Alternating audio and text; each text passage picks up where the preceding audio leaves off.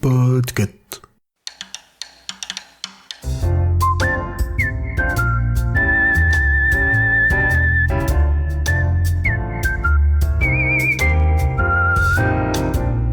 Bonjour, bonsoir, bienvenue dans ce 3e épisode du Club de lecture sur le thème des femmes badass dans la fiction. Encore une fois, je ne suis pas seule pour faire ce club de lecture, ça ne serait pas très intéressant. Nous sommes 5, cette fois-ci, des têtes connues, des têtes moins connues. Vous avez déjà entendu Corée. Bonsoir. Ogra. Bonjour, bonsoir. Et nous accueillons Émilie. Hello. Et Nico. Bonsoir. Est-ce que vous allez bien ? Très bien. Est-ce que vous êtes prêts pour ce club de lecture ? Oui. Oui. Alors, oui. pour rappeler un peu le thème, parce que femme badass dans la fiction, c'est pas assez développé, je dirais, comme idée. L'idée, c'était de lire des livres. Alors, encore une fois, romans, essais, BD, manga, ce qu'on veut, dans lesquels le personnage principal est une femme ou un groupe de femmes. Ouais. Voilà. Et donc, nous avons tous les 5 choisi des livres. Et c'est moi qui vais commencer. Parce que, voilà, c'est moi qui tiens la parole. Le despotisme. Exactement, c'est moi qui tiens la parole, je parle en premier. T'as tiré la courte paille, c'est comme ça. C'était l'éclat. Moi, mon bouquin, ça s'appelle Les aventures de China Iron. C'est de Gabriela Cabezón Camara.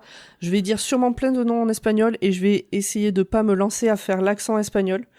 Ce qui est compliqué parce que mon grand-père était prof d'espagnol, donc il parlait avec l'accent espagnol. Mais moi, je le maîtrise pas, mais des fois, je le tente quand même sans le maîtriser. Enfin bon, bref. On verra ce que ça va donner. Donc, Les aventures de China Iron, c'est un roman court. J'ai, moi, la version de l'édition 10-18 qui fait 205 pages. Donc, roman plutôt court.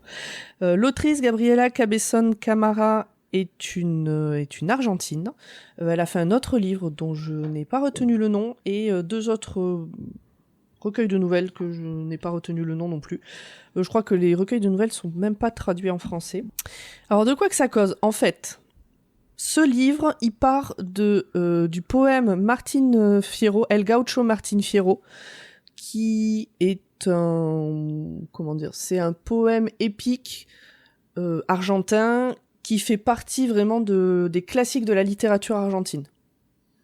De ce que j'ai lu sur internet, c'est étudié au lycée, au collège, j'en sais rien, mais enfin vraiment tout le monde connaît ce poème, tout le monde en a entendu parler, tout le monde l'a étudié. C'est vraiment un ouvrage majeur et il a été écrit en 1872. Et en fait, donc je vais vous raconter vite fait l'histoire de Martín Fierro pour ensuite vous expliquer l'histoire du livre. Donc Martín Fierro, c'est un gaucho qui vit avec sa femme et ses 2 enfants en Argentine. Donc il travaille dans la Pampa jusqu'au jour où il est recruté par l'armée argentine pour combattre les indigènes. Après 3 ans de service, il quitte l'armée et quand il revient chez lui, il découvre que sa famille est partie. En fait, quand je dis qu'il quitte l'armée, il a déserté l'armée. On lui a pas donné l'autorisation. Donc il est déserteur, il devient hors-la-loi et il décide de combattre les injustices sociales de son pays. Je n'ai pas lu, moi, ce poème. J'ai eu envie de le lire, mais je l'ai pas trouvé en version française. J'ai trouvé un bouquin type études de texte qu'on utilise au lycée, au collège, que j'ai pas eu le temps de lire, mais ça m'intéresse de fouiller un peu plus, voilà, pour la curiosité, quoi. L'impact, et puis de quoi parle surtout le poème pour comparer avec les aventures de China Iron. Et en fait, les aventures de China Iron, c'est l'autrice a imaginé l'histoire de la femme de Martín une fois qu'il a été parti à l'armée. D'accord. Mais c'est librement adapté. J'ai pu voir que ça avait fait beaucoup râler dans les différents commentaires du bouquin. Parce qu'en fait, elle en a fait un western queer. Et le poème argentin de 1872 version western queer, ça plaît pas à tout le monde. Ça va, on se réapproprie, c'est pas grave. Exactement. Donc c'est une adaptation. Et en fait, donc là, c'est l'histoire. La femme de Martín Fierro, je ne sais pas, mais je pense que c'est assez juste dans le poème. Là, en tout cas, China, elle a 14 ans. Elle a déjà une vie bien lourde. Elle est mariée de force, elle a 2 enfants. Elle a subi des choses entre sa naissance et ses 14 ans qui sont vraiment pas joyeuses. Donc elle est mariée avec Martín, qu'elle décrit comme son mari violent, son mari alcoolique, etc. Et une fois que lui, il part à la guerre, enfin, une fois que, en gros, on vient la ramasser pour l'obliger à partir, elle décide que c'est sa porte de sortie. Et en fait, elle utilise des excuses. Il y a plein de femmes qui, à ce moment-là, vont vers le front pour essayer de se rapprocher de leur mari, justement, pour éventuellement les aider, etc. Donc elle dit, c'est sa version officielle, c'est de dire aux gens, je vais chercher mon mari. Et du coup, en fait, elle laisse ses 2 gamins. Alors, elle dit bien qu'elle choisit une bonne famille pour eux, parce que elle, c'est une orpheline, elle a été laissée un peu à n'importe qui. Elle fait en sorte de laisser ses gamins à une bonne famille. Mais dans les choses intéressantes dès le départ, c'est qu'elle parle pas de ses enfants, elle parle des enfants de Martine Fierro. Donc il y a vraiment un truc, c'est pas sa vie, quoi, là, qu'elle est en train de vivre. Elle décide de partir. Pour où, pourquoi, elle sait pas, mais elle veut se barrer. Et là, elle rencontre Lise, qui a une charrette, dont le mari, lui aussi, a été embarqué comme Martine Fierro, donc pour aller faire cette guerre. Sauf que Lise, elle va rejoindre les terres de son mari pour prendre la gestion de la ferme, en attendant que lui revienne.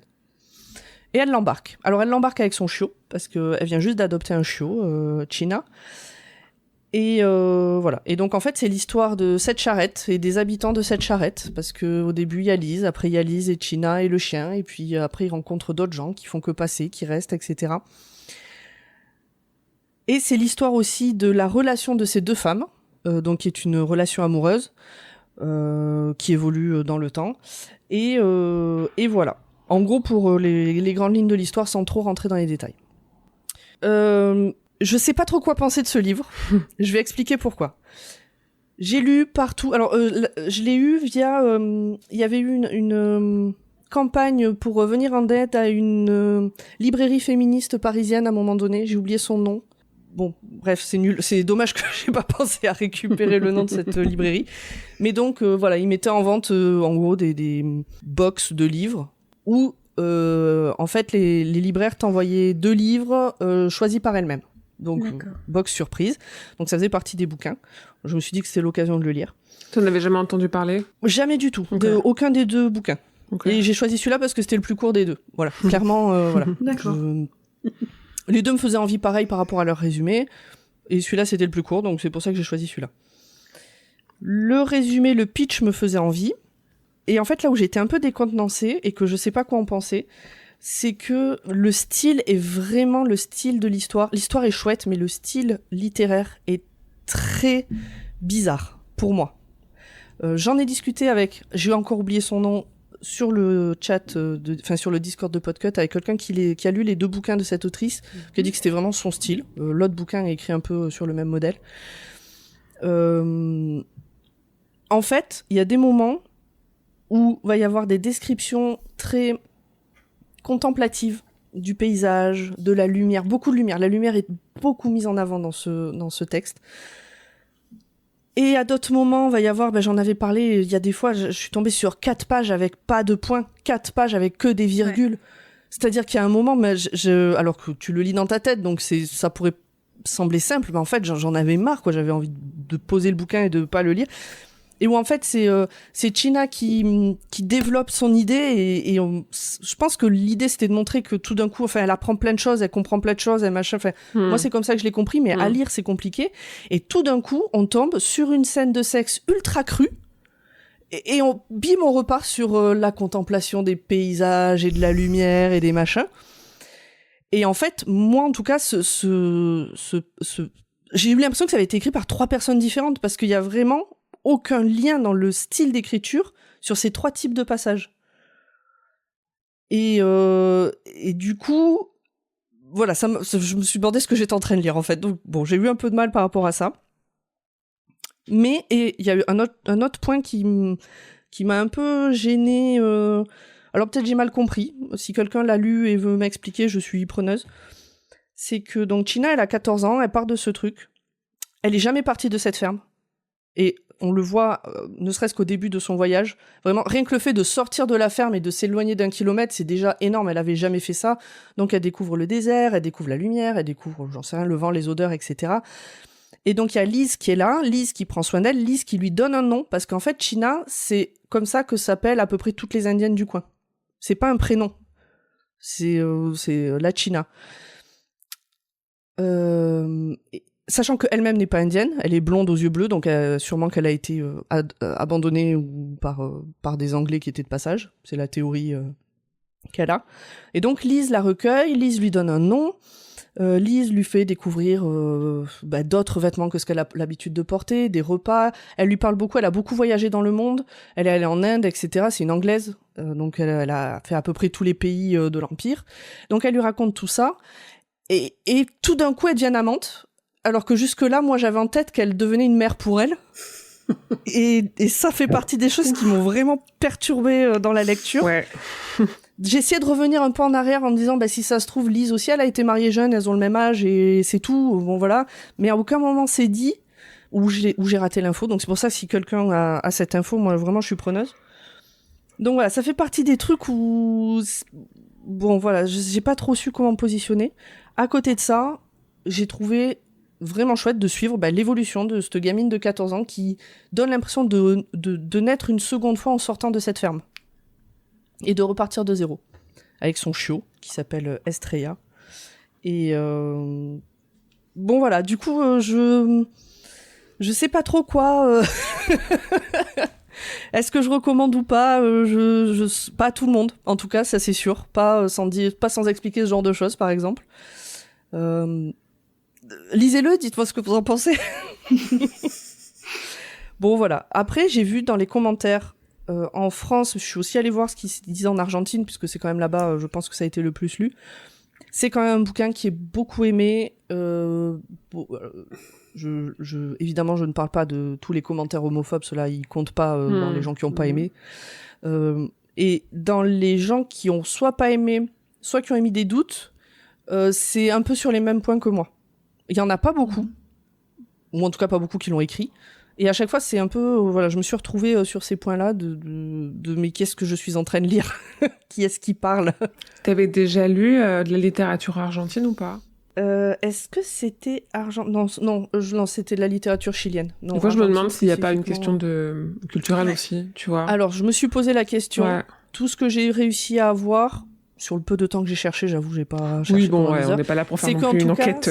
Oui, c'est qu'en tout cas, c'est son style d'écriture à cette autrice. D'accord. C'est-à-dire que l'autre bouquin est écrit un peu sur le même type, Ok. sur le même style. Voilà. C'était étonnant. Il fait combien? Tu disais qu'il était court, il fait combien de pages? Ouais, 200 pages format poche, quoi. Donc c'est. Ok.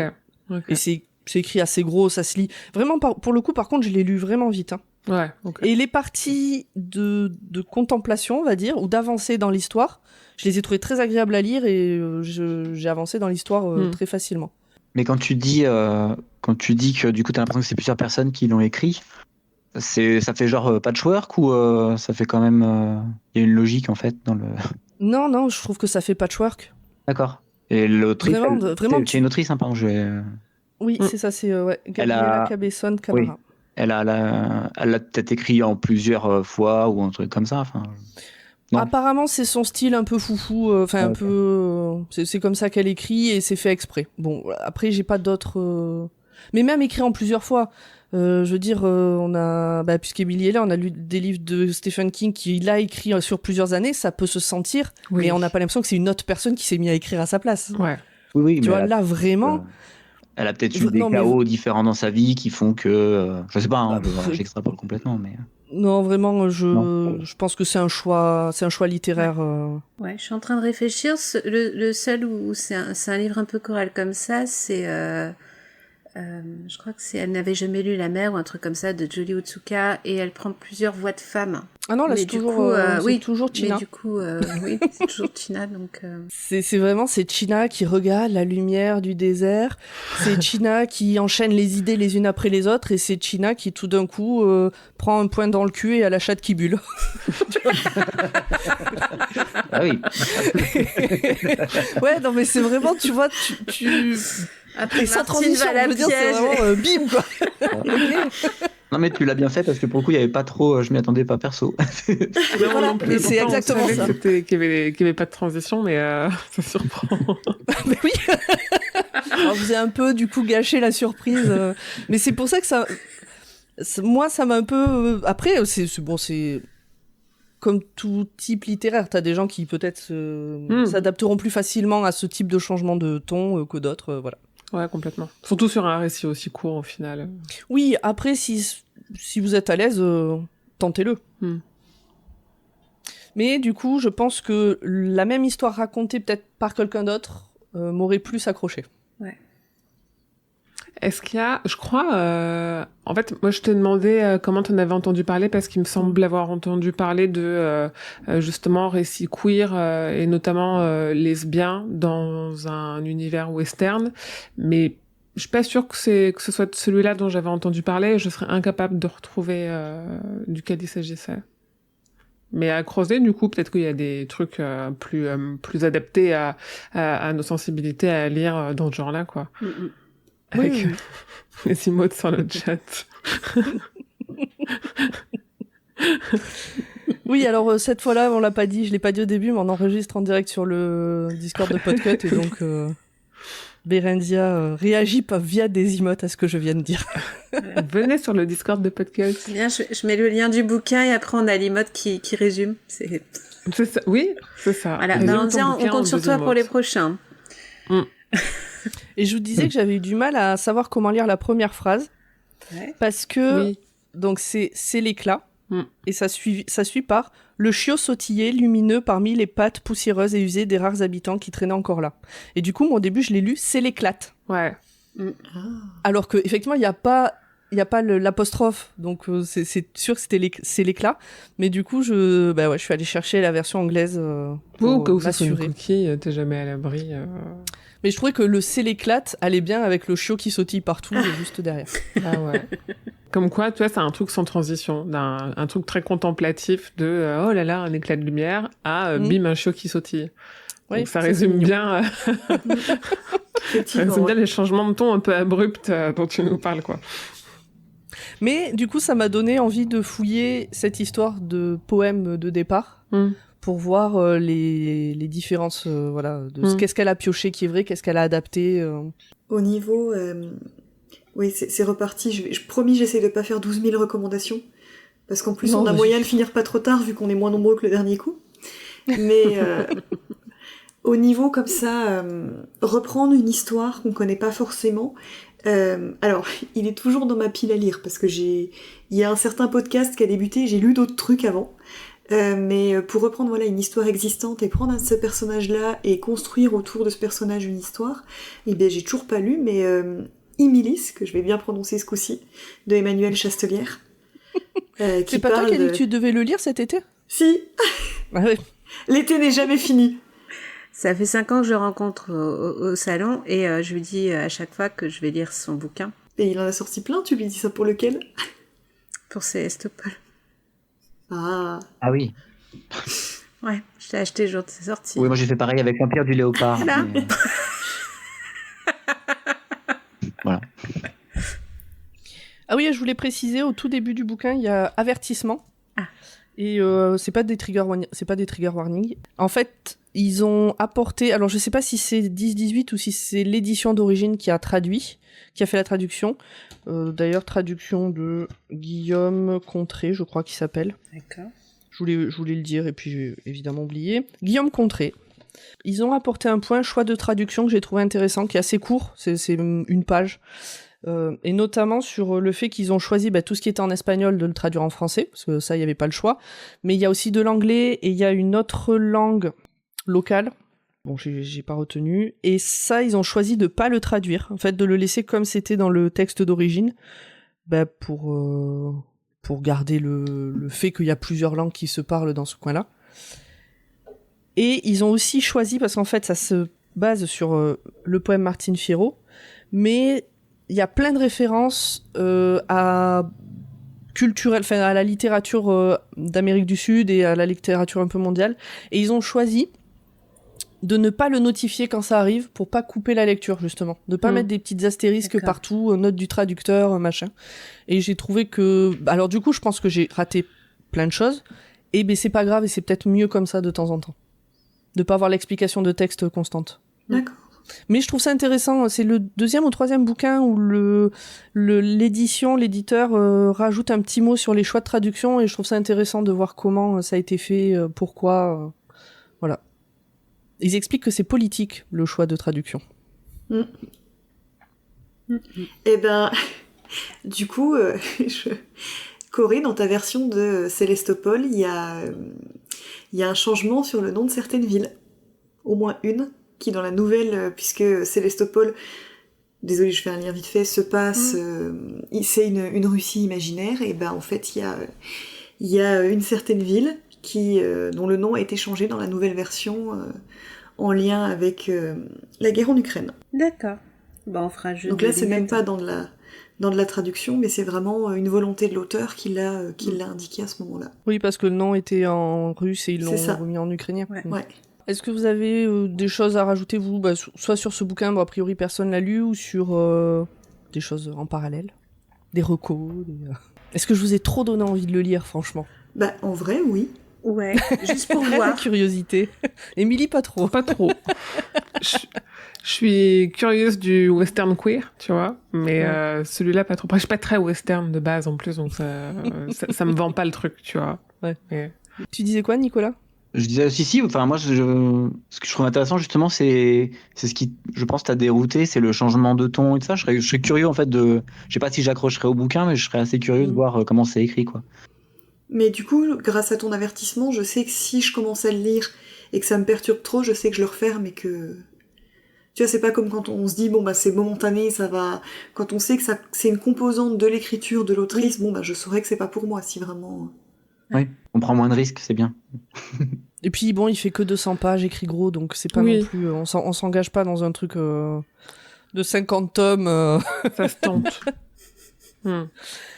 Qui prend la suite? Allez, j'y vais. Je n'ai jamais voulu être une héroïne. Vu que le thème était femme badass, et ben moi j'ai pris un bouquin qui s'appelle La dernière Amazone.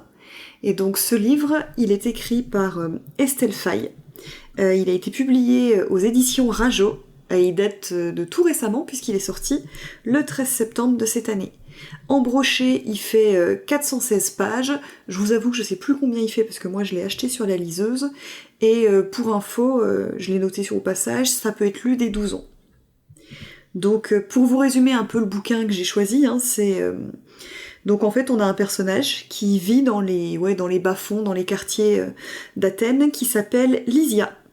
Et Lysia, en fait, elle a été élevée par sa grand-mère au milieu d'Athènes. Elle a appris à survivre, elle fait des petits vols à droite à gauche, elle a quelques connaissances, quelques voleurs, mais pas forcément beaucoup d'amis. Elle a aussi l'impression d'avoir un petit souci de gestion de la colère. Et en fait, un jour, il y a une oracle qui est remontée des enfers, qui s'appelle Tirésias. Et oui, parce que Tirésias, qui a déjà été incarné, pour ceux qui connaissent un peu la mythologie, sous la forme d'un homme, ce coup-ci revient sous la forme d'une vieille femme, et qui va lui annoncer en fait qu'elle est, comme le titre du livre l'indique, la dernière héritière du royaume des Amazones. Et en fait, ce royaume des Amazones, il a été battu une génération plus tôt, en fait, par le héros grec Thésée. C'est une revisite, en fait, de la mythologie grecque, avec un regard un peu contemporain dessus. Pourquoi j'ai fait ce choix? Parce que j'aime bien toujours expliquer pourquoi un peu j'ai choisi un bouquin. C'est parce qu'en fait, déjà dans ma bibliothèque puis dans ma pile à lire, je dois vous avouer que si on avait eu héros badass, j'aurais eu beaucoup moins de choix que pour femme badass. Parce que j'ai vraiment beaucoup de bouquins là-dessus. J'achète beaucoup de bouquins parce qu'il y a des héroïnes dedans. Et puis, c'est pour ça que j'ai déjà fait la petite blague, mais que j'avais dit que promis, j'essaierais de pas faire 12 000 recommandations pendant toute la soirée. Et je m'étais dit à partir du précédent enregistrement que je voulais essayer de recommander plutôt des autrices, et si possible, essayer de recommander des auteurs ou des autrices francophones. Parce que je trouve ça toujours intéressant. Et puis ça me fait un petit défi d'aller piocher, et même d'aller redécouvrir des autrices que je connais pas forcément. Et puis quand on a parlé de femmes badass, en fait moi j'ai cherché un peu dans les autrices que je connaissais, et puis il y a une femme badass dans les autrices que je connais, moi c'est Estelle Faye. Donc en fait Estelle Faye, elle écrit des bouquins à la fois des livres pour un public plus adulte, pour des ados, pour de la jeunesse. Elle aime beaucoup faire du young adulte. C'est aussi quelqu'un en fait qui a une formation dans le cinéma. Elle est comédienne, elle est diplômée de la FEMIS, donc et elle est diplômée de la FEMIS en scénario. Et donc elle vient de deux milieux où mine de rien la misogynie et le sexisme peuvent être parfois très présents, hein, le cinéma ou le monde de la publication, et c'est quelqu'un qui, à chaque fois que je suis allée, donc moi je l'ai vu notamment aux Imaginales et Épinal, où à chaque fois que j'ai regardé des publications à elle, en parle en public de ces sujets-là, prend sur la parole sur beaucoup de causes, et tout ce qui est féminisme, c'est clairement pas la cause la moins importante qu'elle défend. Et puis, elle a vraiment ce truc de mettre à la fois dans ses livres ce discours-là, pas forcément au sujet principal, là je vous avoue c'est clairement le cas pour la dernière Amazon, mais il y a toujours un peu ce fond, ces questions qui se posent de temps en temps au détour d'une page, mais c'est aussi quelqu'un qui aborde ce sujet-là dans sa parole publique, dans ses tables rondes, quand on discute avec elle pour une signature de bouquin, etc. Et puis en plus c'est quelqu'un, pour l'avoir vu 2 ou 3 années aux Imaginales, c'est quelqu'un, elle est branchée sur 200 000 volts. Enfin c'est incroyable, elle court à droite, elle fait une table ronde à gauche, elle te parle, elle enchaîne sur tel sujet, puis elle court là, puis elle repart là, puis entre temps elle a fait 3 tweets. C'est vraiment Et elle a écrit 4 impressionnant. Ouais. Moi j'avais déjà lu 2 bouquins d'elle, 2 gros pavés, puisque j'ai lu les 2 livres de la duologie qui se concentre sur le royaume de Bohême. Donc ça doit être les révoltés de Bohême et les seigneurs de Bohême, pardon, qui sont que j'avais adoré, hein, des bouquins avec ces questions-là d'aborder, mais aussi des personnages queer, enfin voilà, c'était super intéressant. Et puis en tapant son nom et pour regarder un peu sa bibliographie, quand j'ai pensé à elle, je suis tombée sur cette sortie de la dernière Amazon qui avait échappé à mon radar. Et puis je me suis dit quand même au niveau héroïne, les Amazones, c'est pas ce qui manque a priori. Donc j'ai commencé la lecture en me disant je ne sais pas si ça correspondra vraiment au thème, mais vu le titre, banco.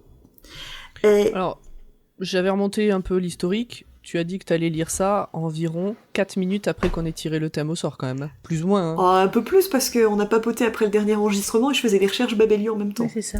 Oui, d'accord, allez, peut-être 20 minutes. Oui, puis bon, faire un truc sur les femmes badass avec Estelle Faye dans ses auteurs, ça va, quoi. Dans ses autoristes, ça passe. Ah, c'est facile, vous êtes en train de me dire que j'ai choisi la facilité. Oui, parce que moi, je l'ai pas choisi, ok.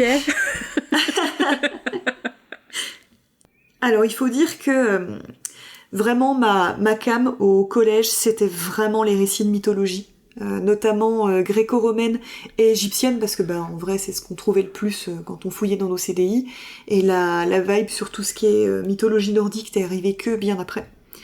Et puis, je me revois, j'ai dévoré l'Odyssée, l'Iliade, des bouquins plus ou moins en thématique. J'étais pas dans la période Percy Jackson, j'étais collège-lycée bien avant que ça sorte. Et puis, je me revois calée entre 2 casiers, là où il y avait les tuyaux de chauffage qui passaient à bouquiner pendant mes pauses pour dévorer les bouquins. Et ce livre, ça m'a rappelé ça parce que vraiment, je l'ai dévoré en 2 jours. Alors, très honnêtement, j'ai eu très peur parce que j'avais un pavé à finir avant de le commencer, et je vous avoue que le livre, je l'ai commencé dimanche. On enregistre, on est jeudi.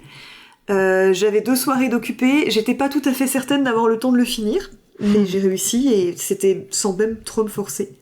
Je vais pas trop vous spoiler l'histoire plus que le petit résumé que je vous ai fait, parce que je trouve que c'est très important, surtout dans ce bouquin-là, de pas se spoiler ce qui se passe, où ça va, etc. Par contre, je vais vous dire un peu ce que j'ai trouvé pêle-mêle dans ce bouquin et que j'ai adoré sans donner trop de contexte. Déjà, il y a des femmes, beaucoup, très cool, plus ou moins badass. On y parle des injonctions, notamment par rapport à la gestion des émotions chez les femmes. On va y parler aussi des descendants de Thésée, on va parler donc de filiation, d'héritage. Ça va parler de, alors attention, il faut que j'arrive à bien les prononcer, de Catoblépas, d'Onérois, de statue chryséléphantine, donc en plus on améliore son vocabulaire et on va consulter Wikipédia sur des trucs cool. On se demande à un moment si les monstres sont vraiment les vrais monstres. Bisous Quasimodo. On va y parler de misogynie des dieux, mais pas que. On y parle de gestion de la colère, et de est-ce que la colère c'est un truc positif ou pas. Et j'ai trouvé ça génial qu'un bouquin destiné à des jeunes prenne autant le temps de se pencher là-dessus.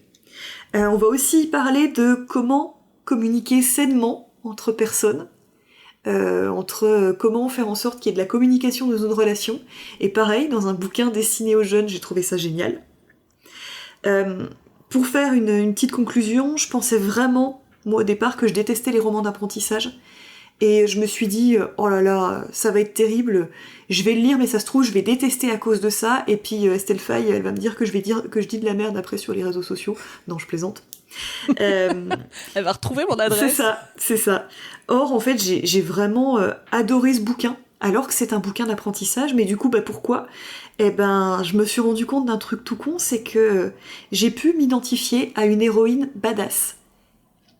Et c'est pas si souvent le cas dans les bouquins de ce genre. Déjà, des bouquins d'apprentissage, souvent, ils sont centrés sur un personnage masculin. Il y a d'autres bouquins avec des héroïnes que j'ai beaucoup aimés, et Willan, etc., qui sont très cool. Mais j'ai vraiment eu le sentiment, en lisant ce livre-là, que c'était le bouquin que j'aurais adoré lire ado. Je pense que je l'aurais emmené partout, je l'aurais relu, voilà. Oui, c'est à partir de 12 ans, tu disais, c'est ça ? Ouais, c'est ça, c'est ça. En plus, il a une construction qui reprend vraiment celle des mythes, un petit peu. C'est-à-dire que des fois, t'as l'impression qu'il y a une espèce de facilité, de truc, ta gueule, c'est magique. En fait, c'est les mythes.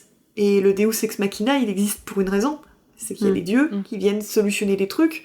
Là, c'est pas tout à fait le cas, ou on sait pas trop. Mais il y a vraiment ce truc-là c'est des solutions de facilité, mais ces bouquins-là, ils en sont pleins et c'est normal. C'est...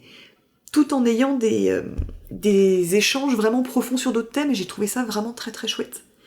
Je vous ai gardé 2 petites citations, mais que du début, comme j'avais bien aimé faire la dernière fois, j'espère que ça vous embête pas.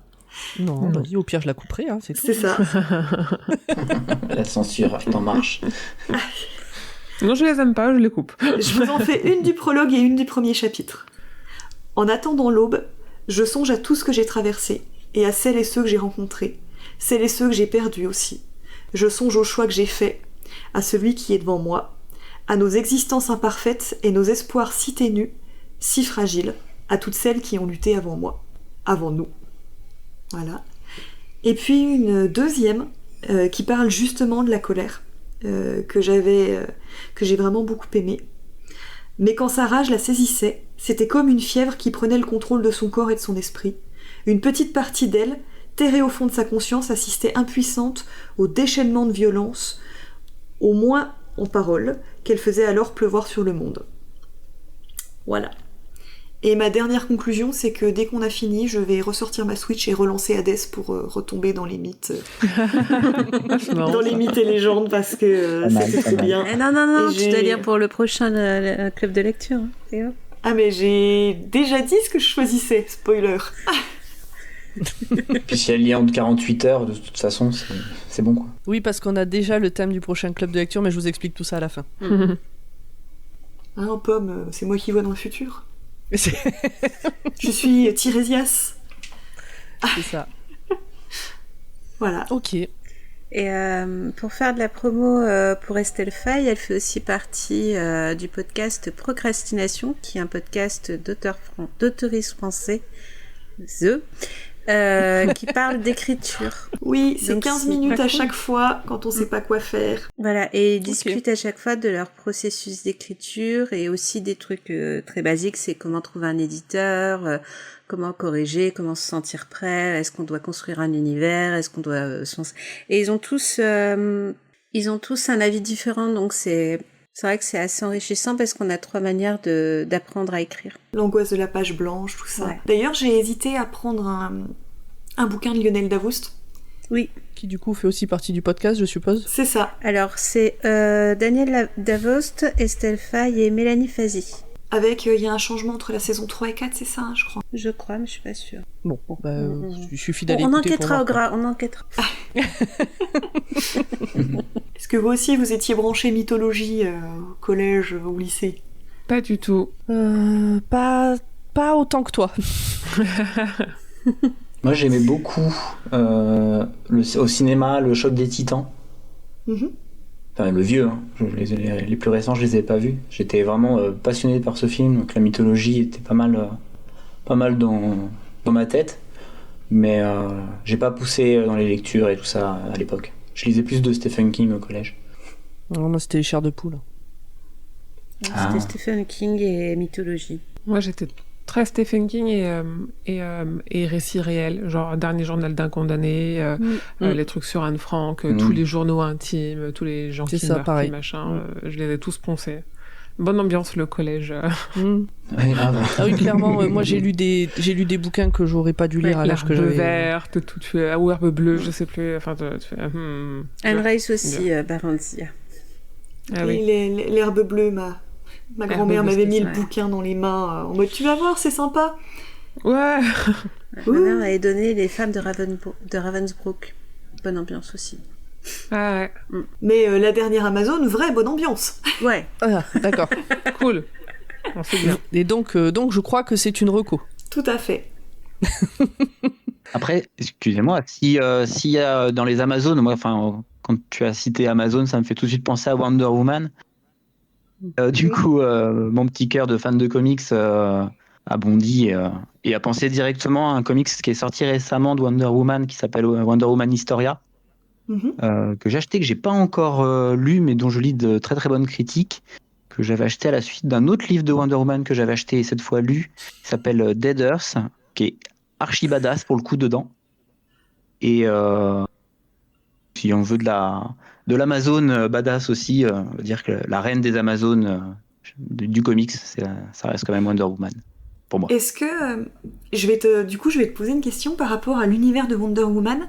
L'île dont elle vient, est-ce que tu retrouves le nom parce que je le vois et j'arrive pas. Voilà, et ben il y a un regroupement de plusieurs personnes qui gèrent un compte, donc Twitter de base, mais elles sont aussi sur d'autres réseaux. Donc si on recherche, je te laisse reprononcer le nom parce que j'arrive jamais à le prononcer. Alors, c'est Themyscira normalement. Themyscira, voilà. Ouais. Je sais plus si elles s'appellent les héroïnes de Themyscira ou quelque chose comme ça. Et elles font de la veille sur tout ce qui est comics et sur toute l'histoire des héroïnes dans les comics et leur place dans les comics. Et elles publient pas mal de choses là-dessus. Je sais que j'étais tombée sur elles un peu par hasard sur les réseaux sociaux. Et c'était super intéressant alors que je lis très peu de comics. C'est compte genre Insta ou de sur Blue Sky, de sur Twitter. Ok. Et je crois qu'elle avait un compte Insta aussi. Je la suivais sur Insta à l'époque. Ok. Ouais, Themyscira, excusez-moi pour la prononciation, j'avais rajouté une voyelle. Themyscira. Bon, si on a fait le tour, je vous propose de passer au livre suivant. Ouais. Du coup, Émilie, ça va être à toi. Es-tu prête ? Oui, je suis prête. Elle rêve qu'elle devient folle. Moi, je vais être plus courte parce que c'est un livre de 152 pages. Donc, si je commence à dire qui fait quoi et qui interagit avec qui, je vais raconter l'histoire. Surtout que c'est le 152 pages dans son grand format où c'est des plutôt grands caractères avec des plutôt grandes marges. Donc, c'est vraiment quelque chose qui se lit vite. Le roman en question, c'est Hors d'atteinte d'une autrice franco-suisse qui s'appelle Marcia Burnier et qui est paru en septembre 2023. Donc là, qui faisait partie de la rentrée littéraire indé aux éditions Cambourakis. En fait, c'est son deuxième roman. Le premier roman, c'était Les Orageuses, pareil aux éditions Cambourakis aussi, qui lui est paru en septembre 2020. Et j'aurais pu choisir n'importe lequel des deux romans pour le thème de ce soir, et j'ai plutôt choisi celui que je viens de lire, qui est Hors d'atteinte, et parce que c'était... En fait, moi, j'avais demandé à mon Twitter, j'ai eu toute une phase là, cet été à la rentrée, où je cherchais des livres où j'avais besoin de retrouver les émotions que j'avais eues en lisant Wild de Cheryl Strayed, qui pour le coup est pas de la fiction parce que c'est elle qui a écrit son histoire quand elle est partie en randonnée solo sur un chemin très dur des États-Unis parce qu'elle a voulu tourner le dos à toute une partie de sa vie qui lui plaisait pas. Et moi, ce livre, il m'avait fait percuter beaucoup de choses sur un peu les bénéfices du voyage en solitaire quand on est une femme. Et là, à la rentrée, je cherchais un peu ça, des récits de femmes qui s'émancipent, qui partent, qui voyagent, qui ont pas peur en fait de s'éloigner des choses négatives dans leur vie. Et en fait, du coup, cette histoire, c'est l'histoire d'Erin, nous, on arrive dans sa vie au moment où elle a fermé, où elle a stoppé une relation toxique, très toxique avec un homme. Donc évidemment, on va avoir tous les triggers classiques de toxique. Maintenant, c'est un peu un mot valise où on met les agressions morales, les agressions physiques et tout. Donc full trigger warning là-dessus, même si c'est assez peu détaillé parce qu'on est sur le après la relation, on garde quand même les traumas de cette relation. Et en fait, elle quitte tout du jour au lendemain, sa vie en ville, son boulot, son appart, son mec,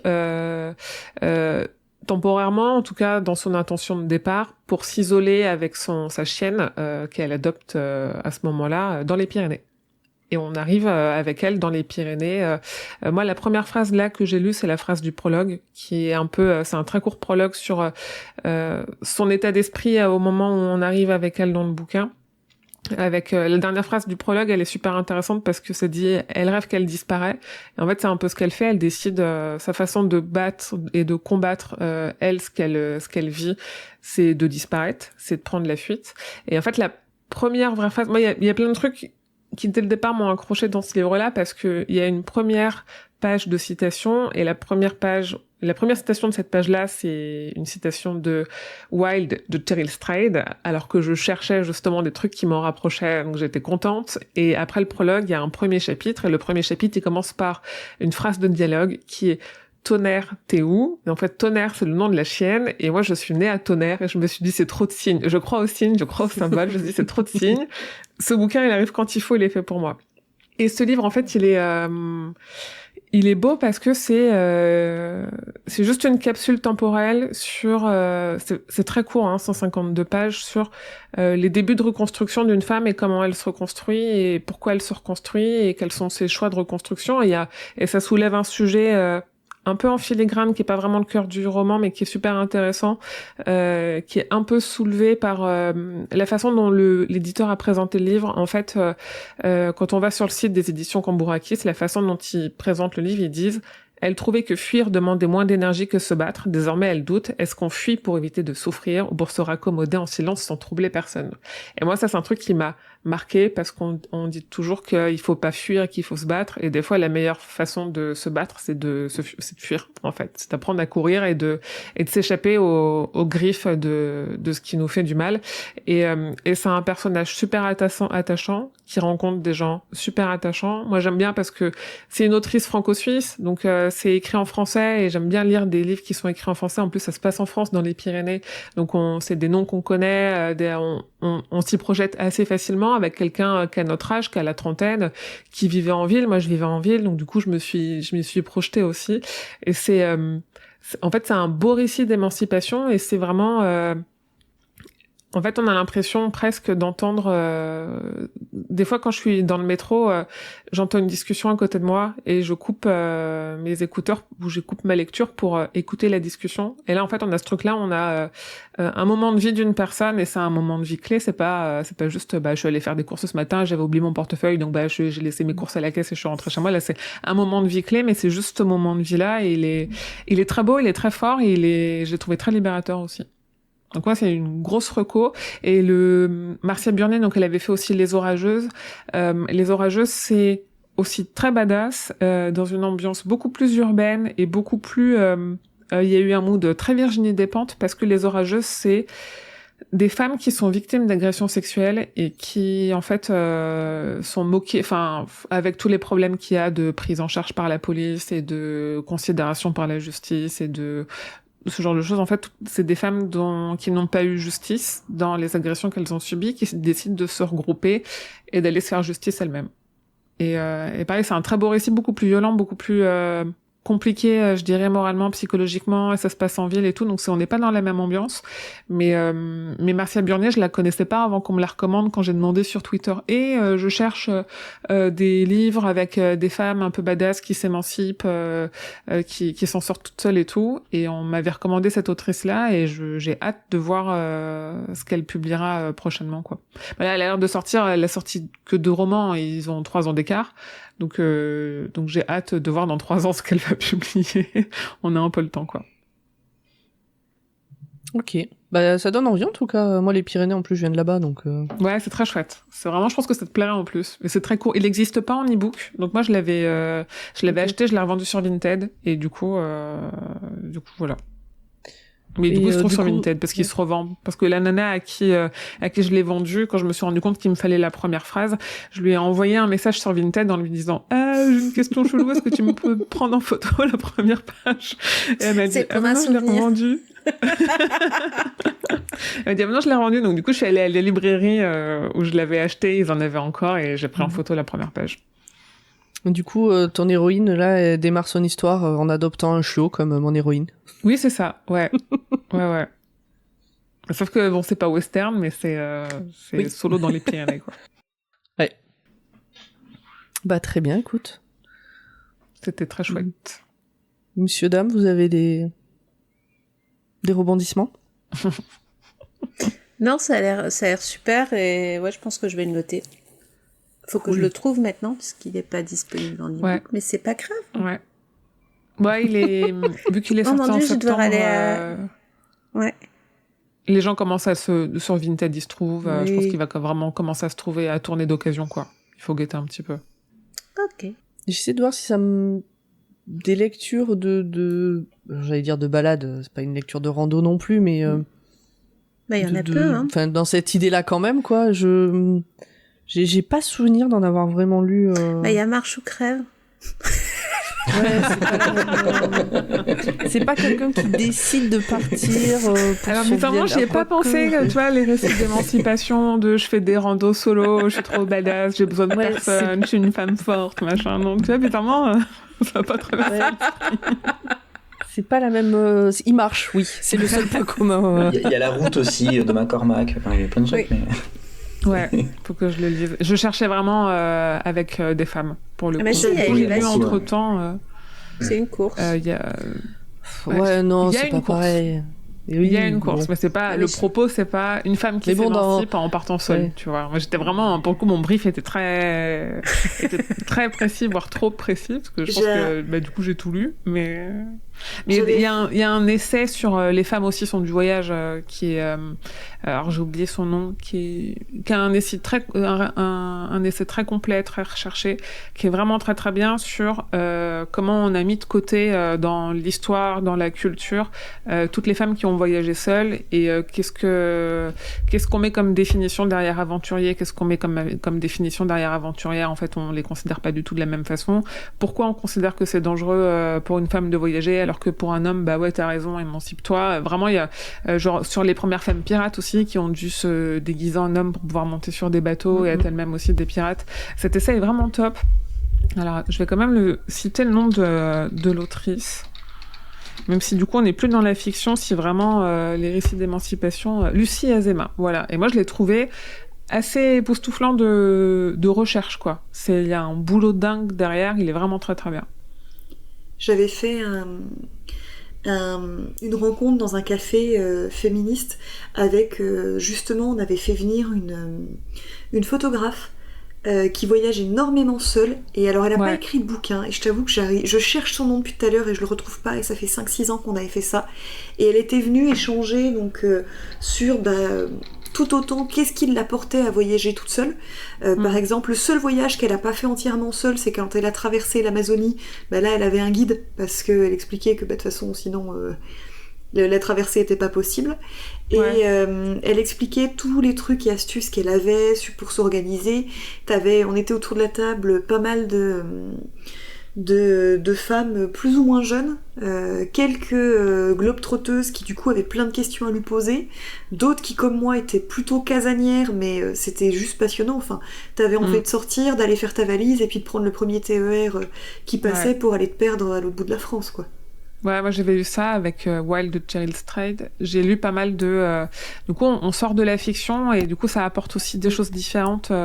Une exploratrice que j'aime beaucoup qui s'appelle Sarah Marquis, qui a écrit des livres. L'exploratrice qui est la plus connue en termes de fiction, enfin de littérature d'aventure, c'est Alexandra David-Néel, que j'ai pas lu, mais où du coup c'est moi ce que je cherche, parce que j'ai vraiment envie qu'on me dise ok, ma vie elle est à chier, je plaque tout et je m'en sors solo loin de tout le monde, quoi.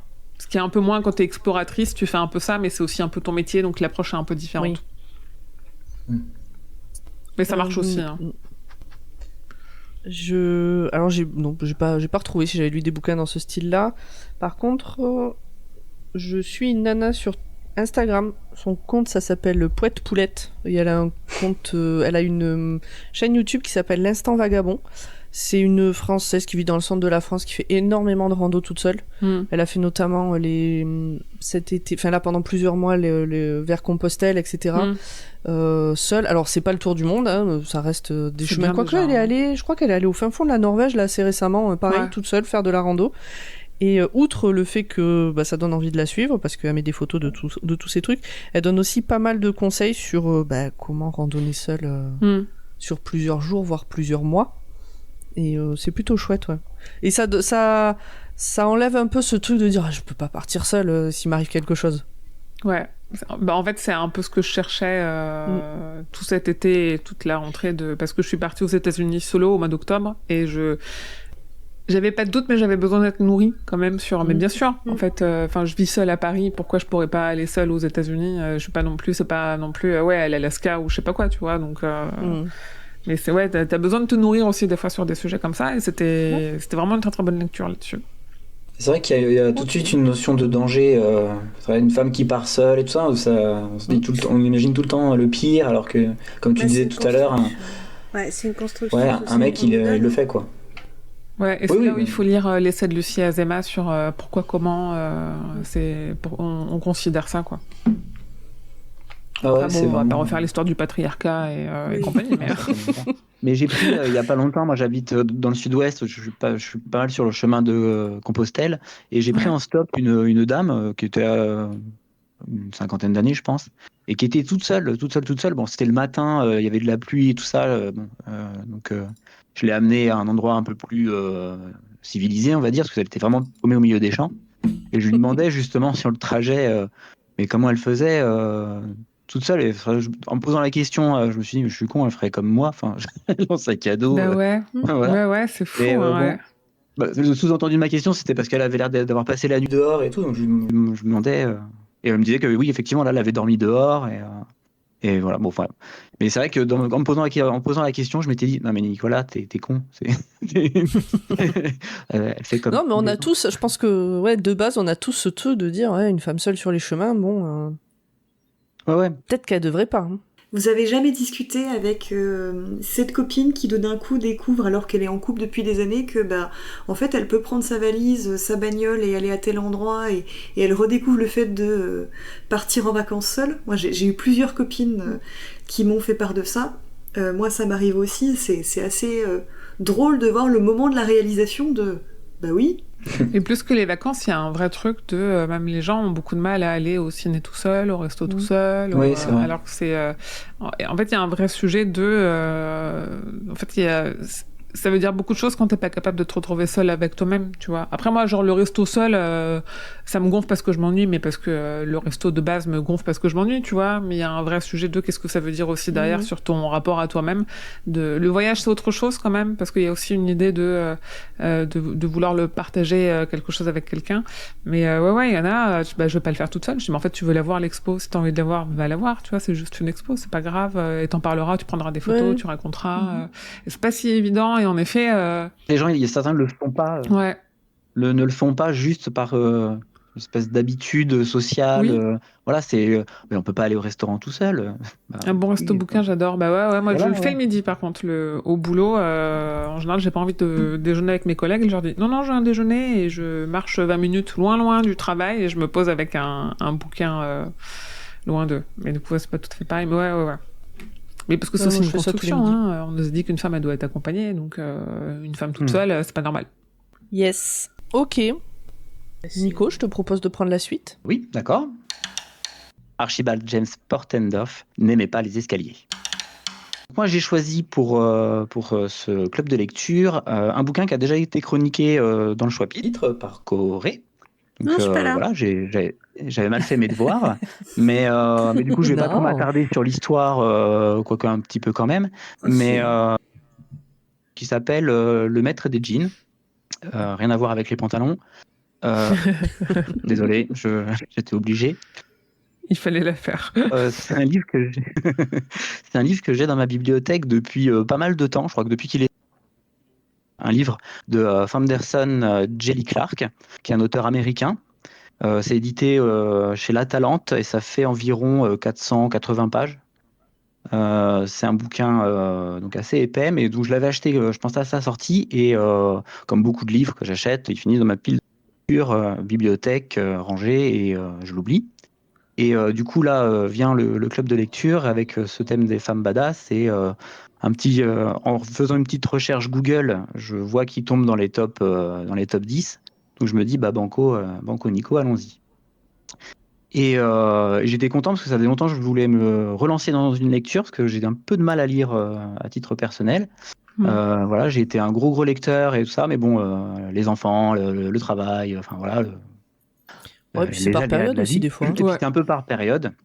Donc j'arrive bien pendant les grandes vacances, généralement, j'arrive à lire 1, 2, 3, 4 romans, je suis content. Mais dès qu'on revient à une période de travail classique, j'ai plus de mal. Donc du coup, je prends quand même mon petit bouquin de 480 pages, je commence à le lire, et donc j'étais très content, et je vais aller titiller un peu Corée directement, parce que en fait, tout au long de la lecture du roman, jusqu'à une bonne moitié, en fait, j'ai été énormément frustré. Je vais revenir sur l'histoire et tout, hein, mais c'est juste un petit disclaimer en fait sur le bouquin. C'est-à-dire que le livre, en fait, c'est la suite d'une nouvelle intitulée L'étrange affaire du djinn du Caire, qui est édité dans un recueil chez La Talente aussi, qui s'appelle Les tambours du dieu noir. Et c'est une nouvelle que j'ai pas lue. Et en fait, elle est et c'est pas mal évoqué en fait pendant le roman. Du coup, à chaque fois, j'avais un peu l'impression d'avoir raté le début du film. Enfin, c'est un peu, j'aime pas cette sensation-là. J'ai un peu cette envie complétiste de de tout avoir vu avant d'attaquer une œuvre, et en tout cas de ce qui pourrait être intéressant de savoir avant de la lire ou de la voir. Et là, ouais, du coup, pendant un bon moment dans le bouquin, à chaque fois qu'il faisait référence à il s'est passé ci, il s'est passé ça, je fais merde alors, j'ai raté le train. Mais je voulais pas lâcher la lecture du livre et faire un bond dans la nouvelle, parce que je me suis dit que j'aurais eu du mal à revenir vers le livre et le terminer, sachant que je l'ai commencé il y a un mois et je l'ai terminé il y a 2 jours. Donc pas du tout, pas du tout, pas du tout rapide comme terme de lecture. Bon, après en soi, c'est vraiment une appréciation personnelle. Chacun son C'est rythme. l'histoire de. Oui, non. Mais en dehors du rythme, c'est vraiment le fait de ne pas avoir lu la nouvelle. C'est très personnel. C'est dans le sens où il nous réexplique à demi-mot ce qui s'est passé. Comme ça, si on veut lire la nouvelle, on n'est pas complètement spoilé, je pense. Et puis, si on veut compléter, on va voir et on a tout le détail. Ça gêne pas en fait la compréhension globale de la trame du livre. Donc bon, c'est mon volet frustration, on va dire. J'étais de lecteur qui se remet dans un bouquin et qui se rend compte que très rapidement, en fait, il y avait un épisode avant, quoi. Bon, bref, ça c'est ça. Mais en gros, le roman Le Maître des Djinns, avec ce nom-là, c'est un roman qui se passe dans un Caire alternatif. C'est ce qu'on appelle une uchronie, je crois, en science-fiction. Oui. Ouais. Donc c'est un Caire alternatif du début du XXe siècle. On est en 1912 exactement. Et dans le Caire, lui, il a et notamment l'Égypte, à travers le Caire, a un rayonnement mondial qui est très très important. En fait, l'Égypte est devenue le centre du monde. Pourquoi ? Tout simplement parce que oui, il y a des pyramides, ça c'est bien, il y a tout plein de choses, mais une quarantaine d'années avant les événements du livre, il y a un mystique, un inventeur qu'on appelle le grand précepteur, et je m'excuse pour les prononciations des noms arabes par avance, désolé, donc, il s'appelle Al-Jahiz, qui a ouvert une brèche entre notre monde et un monde mystique, permettant aux différentes entités, aux différentes déités, plus ou moins folkloriques, de venir dans notre réalité. Et en majorité en Égypte, ce sont les fameux djinns qui se sont installés. Là, je vais faire un petit point wiki très rapide sur les djinns. C'est des créatures surnaturelles issues de la mythologie arabique pré-islamique. Voilà, donc je me l'étais noté parce que je me suis dit que tout moment ça passait. On les connaît peut-être, ça ressemble, je pense, un peu au génie qu'on peut avoir dans les contes type Mille et une nuits et autres, même si les Mille et une nuits c'est une construction de plein de choses. Mais voilà, c'est des êtres magiques. C'est des êtres pourvus de pouvoirs divers, des pouvoirs d'illusion, des pouvoirs de feu notamment, qui sont très présents dans le bouquin et qui sont assez connus parce que ça s'appelle des ifrites. Et ça, Ah oui. les joueurs de Final Fantasy ou Ah d'autres oui, Oui. licences on a la ref. voilà, connaissent bien. Donc ça, c'est plutôt cool. Quand on lit le truc, je fais un ifrit, on a tout de suite une image qui Mm. arrive et Oui. une image plutôt très stylée. Donc c'est vraiment bien. Plutôt cubique hein, quand même, hein, si on est sur les premières occurrences d'Ifrit Oui. en Oui, termes voilà. d'évocation. Alors, Mais il j'invite les gens à s'arrondit regarder avec peut-être l'âge. plutôt Ouais. c'est ça. Vous allez voir des artworks, des trucs comme ça, des belles illustrations pour se mettre un peu ça dans la tête. Mais voilà, donc ils ont plein de pouvoirs. C'est pas des Pokémon, mais pas loin. Et il y en a plein de sortes. Mais ils sont aussi surtout des sortes d'inventeurs. Ils ont apporté plein d'avancées technologiques, technologico-magiques même, à la société égyptienne et par défaut au monde derrière. Mais, euh, mais voilà, donc ils ont apporté tout ça. Et je vais pas trop m'étendre donc sur tous les différents djinns parce qu'on en croise pas mal, enfin djinns et autres, comprenez aussi autres créatures un peu magiques qu'il y a dans ce roman-là. Parce que c'est vraiment super agréable de rencontrer en fait les différentes entités, voir un peu ce qu'ils font, à quoi ils peuvent ressembler, avec les descriptions qui sont vraiment bien imagées de l'auteur. C'est vraiment, on se balade, enfin on a vraiment tout de suite des images dans la tête. C'est vraiment hyper agréable. Euh, Ce qu'on peut dire, c'est que les djinns et tous leurs cousins bien intégrés dans la société égyptienne. C'est un peu le postulat de départ en fait de ce roman-là. Après, on peut en venir à l'intrigue du roman parce qu'il y a une intrigue, bien sûr. Sinon, ça serait juste une balade, mais pourquoi pas, ceci dit, ça peut être cool. Une page Wikipédia. Ouais, une page Wikipédia. Le Maître des djinns, c'est un roman policier, tout simplement.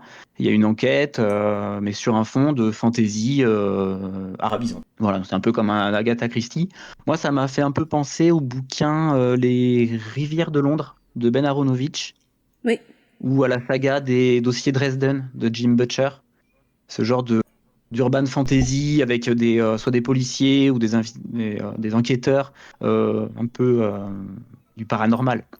Donc c'est toujours un peu, il y a un petit Ça côté. fait longtemps que j'ai pas lu Dresden. Oui, moi aussi, ça m'est revenu vraiment en lisant le bouquin, mais il y a vraiment ce côté d'enquête avec des monstres. On est un peu, voilà, il y a une échelle de puissance. Les djinns, ils sont vraiment, enfin, mais l'enquêtrice là, en l'occurrence du roman, voilà, il y a vraiment tout un jeu d'enquête, un peu à la Constantine aussi, si on connaît les comics et la licence. Enfin voilà, il y a des espèces d'enquêteurs du surnaturel, comme Mulder et Scully, notamment. Et du coup, ouais, c'est un roman policier, donc on a une enquêtrice, je l'ai dit. Cette enquêtrice, elle est bien entendu badass, sinon j'aurais pas lu ce bouquin. Enfin, si, peut-être je l'aurais lu, mais en tout cas, c'est ce qui m'a motivé à sa lecture pour ce podcast. Et donc, cette agente, c'est l'agente Fatma El Sharawi, qui est du ministère égyptien de l'alchimie, des enchantements et des entités surnaturelles. Donc, en gros, la police en charge des affaires magiques. Ça a le mérite d'être simple. C'est un peu déjà vu, on va dire, dans le principe, mais en soi, ça fonctionne bien. Et puis, le personnage de Fatma est amené de manière à ce qu'on l'apprécie tout de suite. Elle est vraiment très classe, elle s'habille bien, c'est très souvent décrit, elle change énormément de tenue. C'est vraiment la Lady Gaga, j'allais dire, du ministère au sens vestimentaire, elle change tout le temps de tenue. Mais du coup, ça permet de voir un peu son état d'esprit, aussi le montrer, parce qu'elle s'habille différemment par rapport aux autres femmes de la société de l'époque, de l'Égypte. Elle est en costume 3 pièces ou avec un chapeau, elle a une canne, enfin elle a vraiment un style très particulier, très stylé à mon sens. Et donc du coup, elle est mandatée pour enquêter sur un crime. En gros, il y a une vingtaine de personnes qui sont mortes, qui ont l'air de faire partie d'une fraternité, qui ont été découvertes brûlées vives. Petite particularité, c'est que leurs vêtements n'ont pas brûlé. En gros, il n'y a que leur corps qui a subi les dommages des flammes. Ils sont en forme de merguez, du coup. Mais les vêtements, eux, ils n'ont pas bougé. Du coup, là, comme ça, on se dit, c'est magique. Et tout le monde a l'air de se le dire, vu que Fatma, elle commence à enquêter, elle fait jouer ses relations, elle discute avec la police locale. Enfin, pour ça, c'est vraiment un personnage qui est agréable à suivre, parce que toute sa démarche est bien expliquée. Enfin, c'est vraiment l'enquête, elle est facile à suivre. Ça sera aussi peut-être un de mes points négatifs sur la fin, mais voilà. Donc elle enquête. Une des victimes en fait est un personnage très important de la ville. Et donc, du coup, elle va devoir enquêter discrètement, rapidement, sachant qu'en même temps, il y a un personnage qui fait irruption et qui prétend, qui se présente comme étant Al-Jahiz, le magicien mystique que je vous avais dit un petit peu avant, qui avait ouvert la brèche vers le monde des djinns, en gros. Et du coup, va y avoir un sorte de jeu de chat et de la souris, de comprendre si c'est vraiment le Al-Jahiz qui revient ou est-ce que c'est un imposteur. Enfin voilà, il y a tout un jeu comme ça. Et pour le coup, ça va pas trop s'arrêter. Il n'y a pas vraiment de temps mort en fait dans cette lecture-là. Sauf de temps en temps pour manger des keftas ou boire un thé apparemment. Et, et c'est plutôt cool de prendre ces temps-là, ces petites pauses. Voilà. Après, moi, je suis comme j'avais prévenu, je suis un petit peu déçu sur l'enquête. Parce que je m'attendais à un truc un peu plus compliqué, si on peut dire ça comme ça. Voilà, je la trouve pas hyper originale, mais en vrai, je pense que l'attrait du livre est pas là spécialement là-dedans. L'enquête, elle est vraiment, c'est pour le coup vraiment une balade, cette enquête, dans ce monde égyptien, magique, et ça marche vraiment bien, parce que l'ambiance générale du livre, elle fait partie vraiment des trucs qui m'ont vraiment beaucoup plu dedans. On sent une ville du Caire foisonnante, on a les senteurs, enfin on a souvent ces descriptifs voilà, qui nous mettent tout de suite dans un olfactif très fort. Je ne sais pas si vous avez déjà eu l'occasion d'aller en Égypte, mais moi j'y suis allé Non. et pour le coup dans les petites rues, dans les coins chauds, enfin voilà, on se ressent l'ambiance du désert, l'odeur, la chaleur, enfin on a vraiment ces impressions-là et c'est du coup très très agréable. Comme je disais, elle se pose souvent pour boire un thé, manger. On a des petites descriptions, ça dure pas 3 heures, mais voilà, on nous met juste vraiment dans l'ambiance.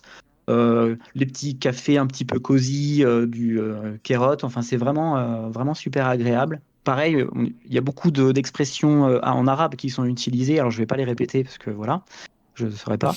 Ça met dans l'ambiance. Voilà, il ponctue Ok. certains personnages un peu plus souvent, donc on sent un peu les gars un peu exubérants. Enfin, c'est vraiment bien foutu sur les dialogues. Il y a vraiment un travail de ça qui, c'est juste par des petites touches comme ça. Je trouve que ça, tout de suite, c'est dépaysant.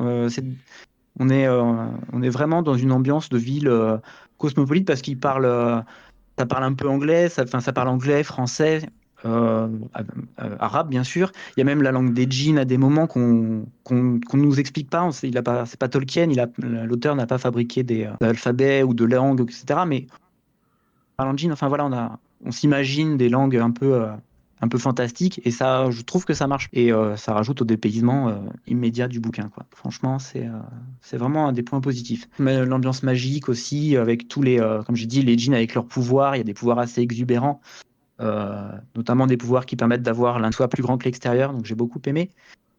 Euh, et après, les djinns, eux, on les voit dans la vie du Caire, de l'Égypte, et même d'autres frontières. Ils travaillent au ministère, mais ils ont des fois des boulots, ils ont des boutiques avec pignon sur rue.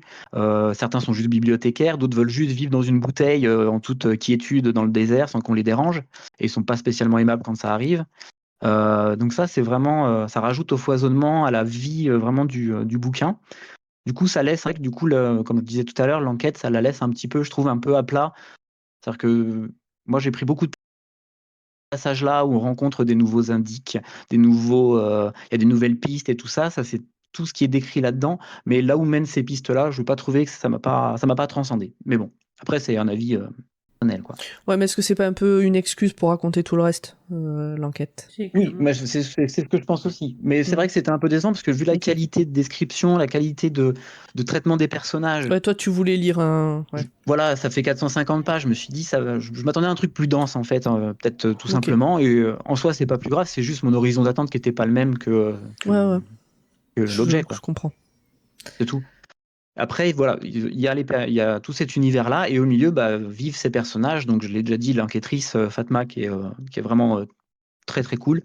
La plupart des personnages, d'ailleurs, sont des personnages féminins. En tout cas, ceux qu'on suit, la plupart le sont. Même s'il y a d'autres personnages qui gravitent autour, hein, c'est pas Oui. une aventure exclusivement féminine.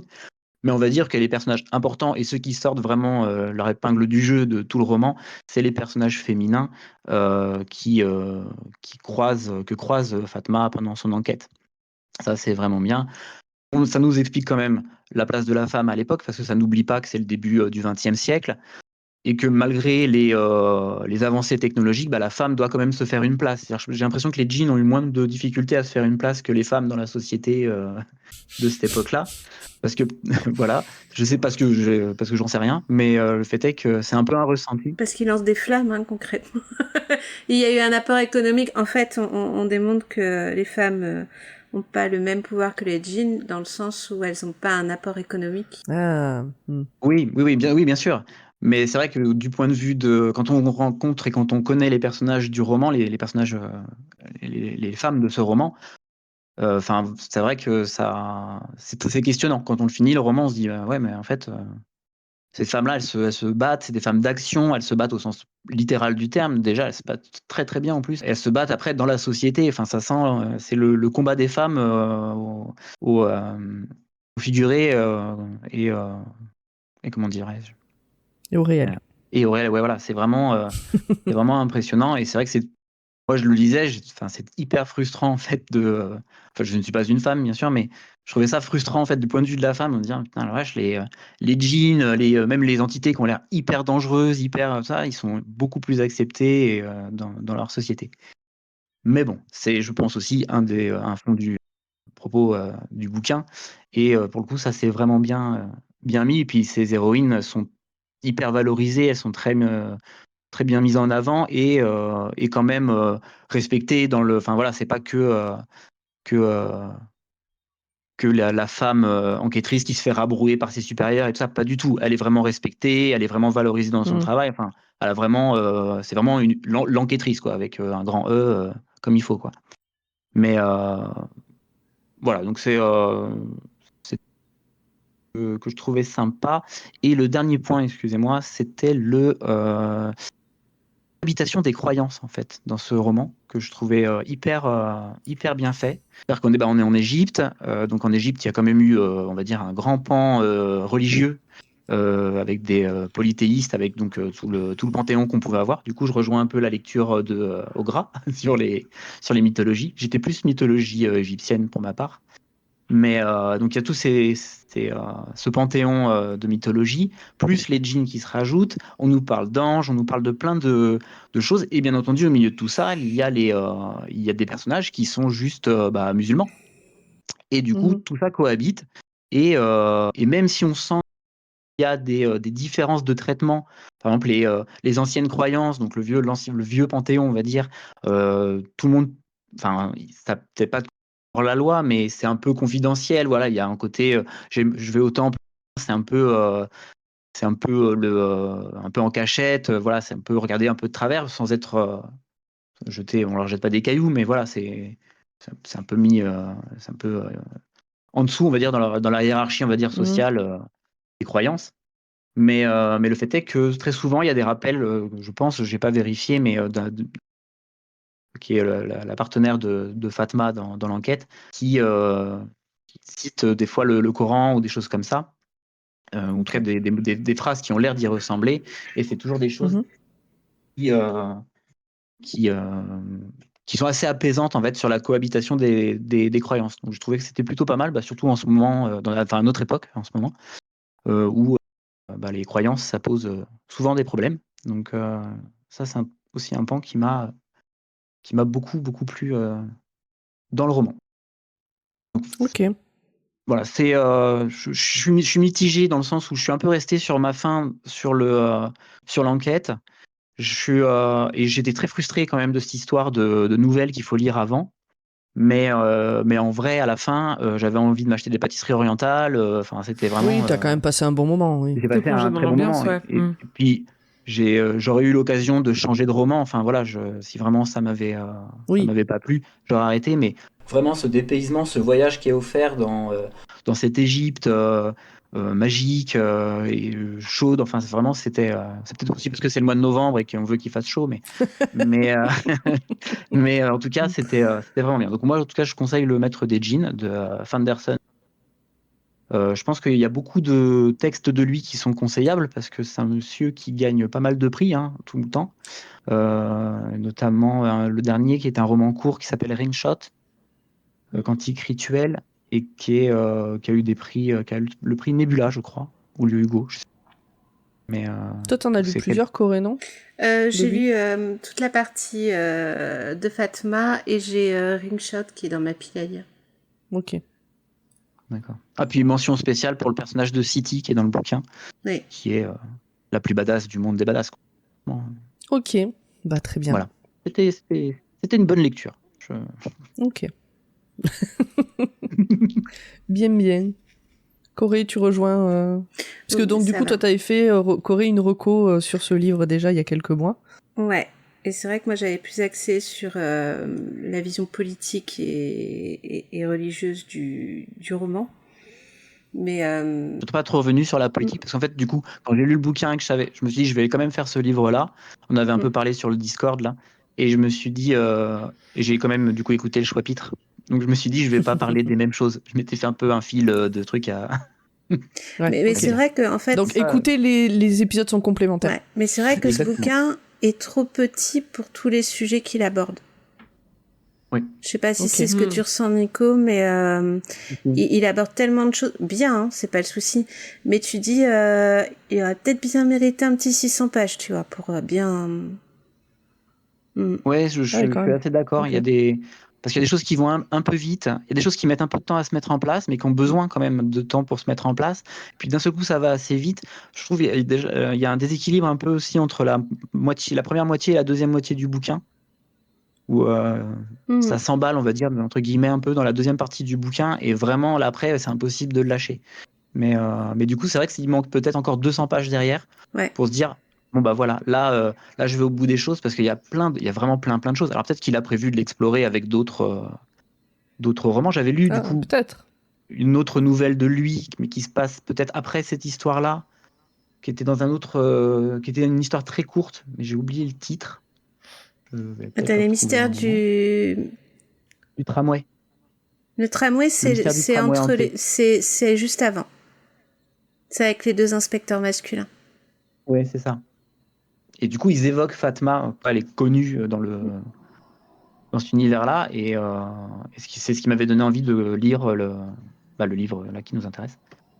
Mais bon, peut-être s'il fait un univers étendu, comme on sait bien faire maintenant, pourquoi pas. Mais c'est vrai que je te rejoins, c'est vrai. Il est presque trop Il court. manque 200 pages. C'est. Bah, il faut envoyer un petit message à l'auteur et lui dire, bah, elles sont où les 200 pages? Voilà. Il faut le donner à Prends les Stephen 200 King, pages. et puis il va te le rallonger, t'inquiète pas. Balade en velours, tranquillement le long du Nil, enfin, ce truc. C'est vrai. Mais oui, il y a beaucoup d'antiques comme tu l'as dit, ça parle de colonialisme, enfin, il y a vraiment plein de choses, vraiment plein de choses qui sont abordées. Et il y a plein de choses sans spoiler, c'est compliqué de les aborder, mais ouais. Du coup. Donc ne spoilons pas, mais lisez le livre. Ok, bah très bien. Ogra, Émilie, vous avez Non, ça des part, choses à ajouter sur dans ma Pas palle. du tout. Non. Vous connaissiez pas ni Pas du l'auteur tout, non. ni le bouquin? Je me demande si le maître des djinns, je l'ai pas déjà dans ma pile à lire à cause de Corée suite à l'opération, les soldes, comment ça s'appelle ce truc-là? Exactement, je l'ai aussi acheté, je me suis rendu compte. Il y avait les offres stars, là, je sais Voilà, pas quoi. Il y avait des l'Opéra All-Star. Voilà, c'est ça, avec les bouquins à 2€, et il y avait le maître des jeans, et on est nombreuses à l'avoir acheté à ce moment-là. Est-ce que 50% de notre pile à lire, c'est pas un peu à cause de Corée de toute façon? Non, 50% de mes justifications, c'est il y avait une promo. C'est vrai. Du coup, c'est vraiment le Émilie début m'a parlé du nouveau Stephen King, ça aussi, ça marche beaucoup.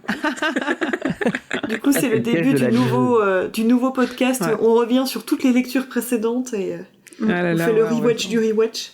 Ouais, ça va être en boucle. Ouais. Bon, ok, bah très bien. Bah si on a fait le tour sur ce livre, je propose qu'on passe au suivant. C'est bon pour tout le monde? Ouais. C'est bon. Oui. Eh bien, Corée, c'est à toi. Alors, Mystère et boule de gomme, il n'y avait pas de promo ce jour-là. Et je vais vous lire la première phrase. Des gouttelettes de sang tombent bruyamment sur la moquette bleue, virant du rouge au noir à mesure que les fibres s'imprègnent.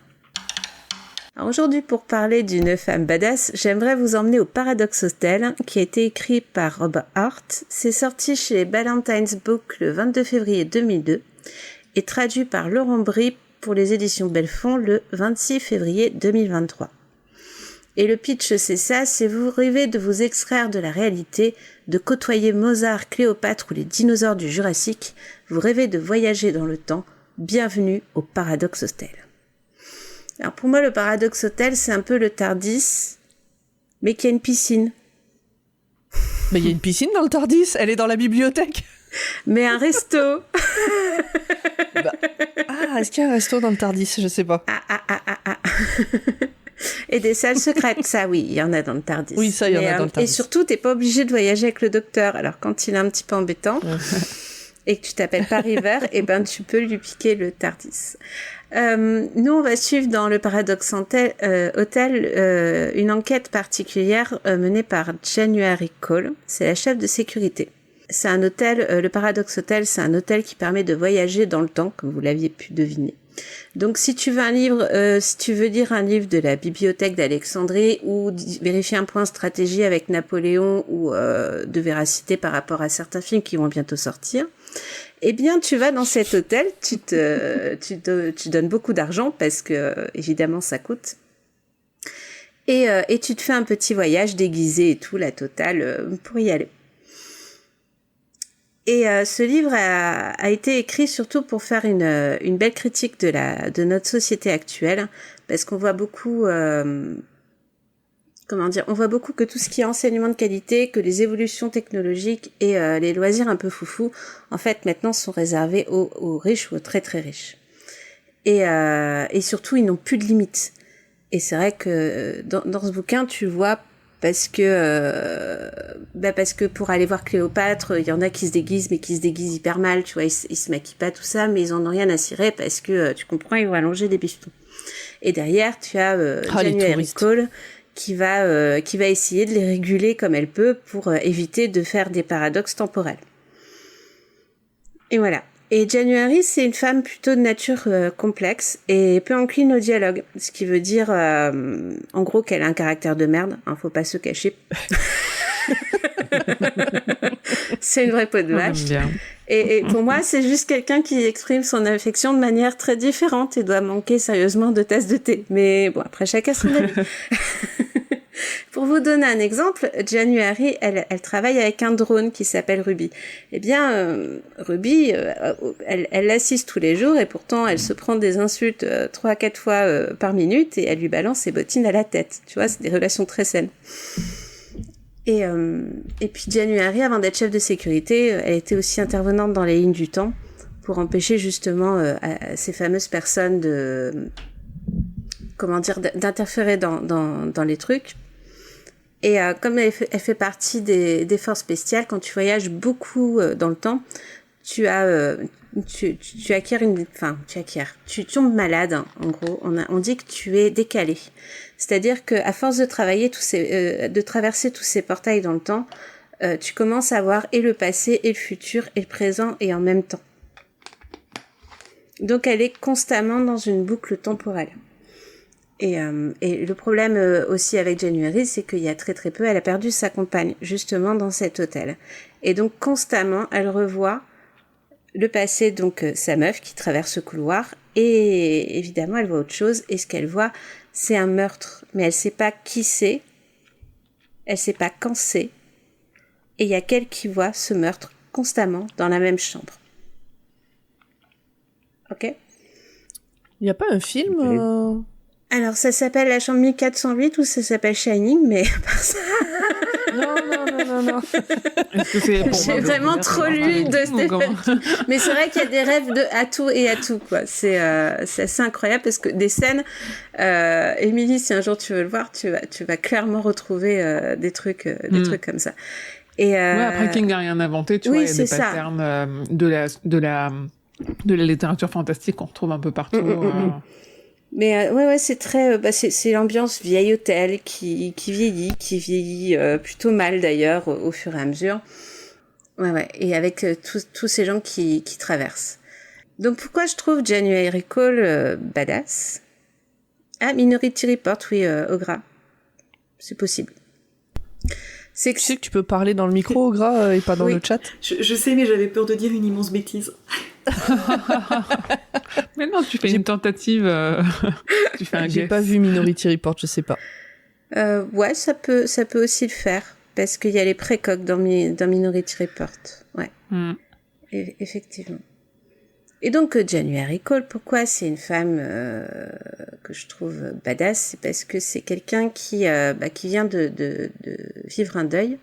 Elle sait qu'elle est malade, donc quand t'es décalé, tu sais qu'en gros, tu vas pas t'en sortir. Là. L'issue finale, c'est terminé en légumes, et depuis tu te rends compte, t'es plus là.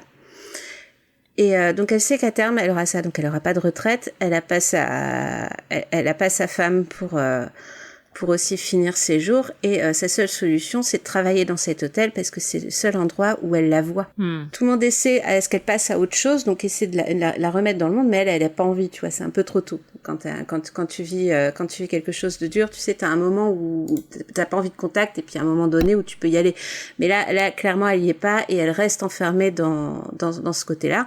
Et en même temps, comme elle est malade, elle veut pas que les gens s'attachent à elle pour pas les faire souffrir. Ok. Tous ces personnages de l'hôtel, tu sens que c'est sa famille. L'hôtel, c'est vraiment son foyer. Mais elle refuse, elle monte les dents constamment parce que elle veut pas que son départ soit important, parce que pour elle, son départ quelque part, ça va être une bonne chose pour elle, parce qu'elle va être enfermée dans sa tête à cause de sa maladie.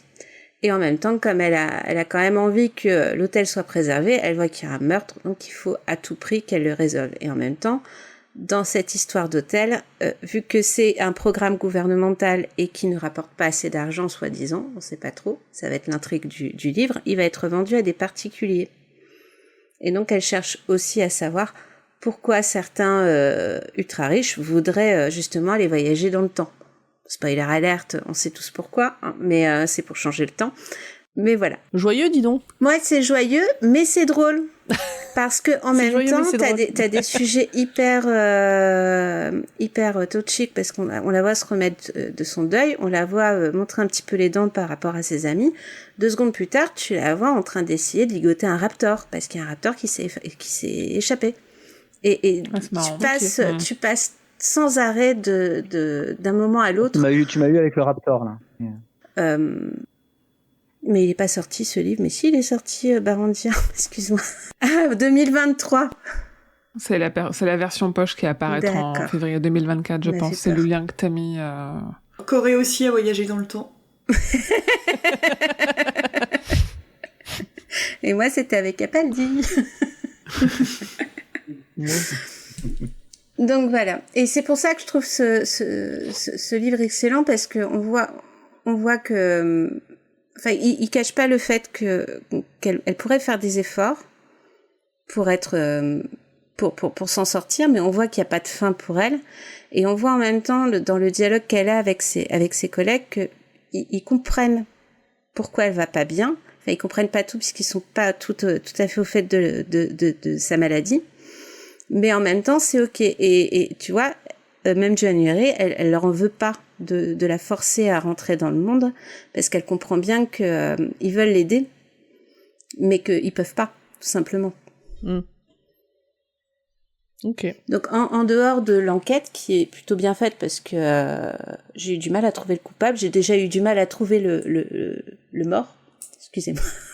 Il faut le trouver, hein, parce qu'il y a qu'une personne qui le voit, on sait pas quand est-ce qu'il est décédé, on sait pas qui il est, parce qu'évidemment elle peut pas prendre de photos, elle peut pas relever des indices, c'est un truc de fou. Donc soit tu te casses bien la tête, et tout le monde la prend pour une folle, parce que manifestement quand quelqu'un te dit je vois quelque chose que tu ne vois pas, et je sais pas quand est-ce que ça va se produire, et je sais pas qui c'est, bah, bizarrement les gens ont tendance à pas te croire. Enfin, dans un hôtel qui te permet d'aller discuter avec Napoléon, pardon, mais on pourrait avoir un petit peu plus d'accord sur... Faut être un petit peu plus tolérant. Ouais. Ça donne envie de voir le jeu vidéo. Enfin, ça donne envie d'un jeu vidéo avec cette histoire-là. Oui. Ouais, c'est pas faux. Ouais. Oui, un Disco Elysium, ouais, complètement. Ouais, ou un point and click, tu vois, un truc... ouais. Ah ouais, un Rusty Lake. Rusty Lake, ils font des trucs chelous comme ça.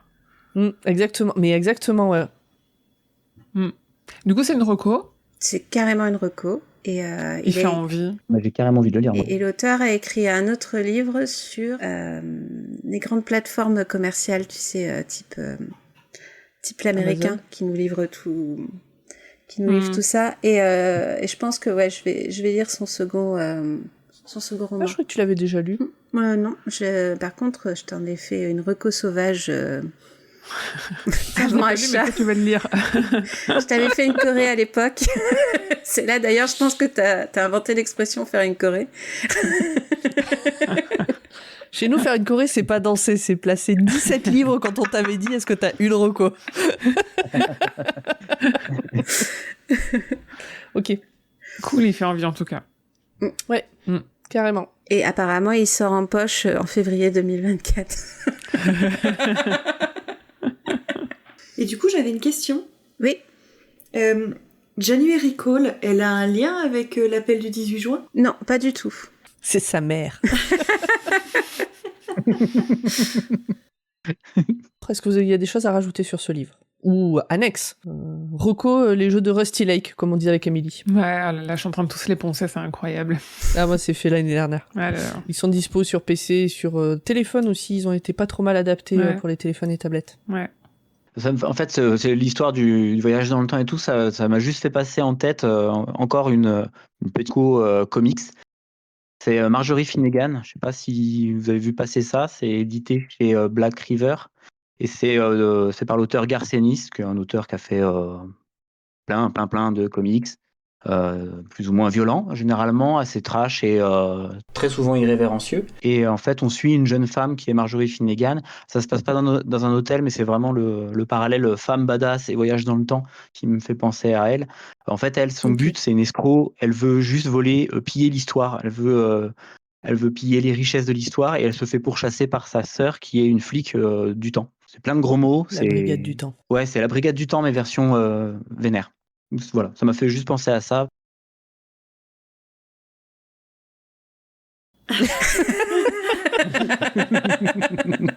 Toute petite, mais ça existe en audio. Pam va être contente. Ah, Ouais, c'est les chroniques de Sainte-Marie. ok. Je ne connais plus le nom de l'autrice, mais qui raconte aussi, des visites dans le temps d'une historienne. Ok.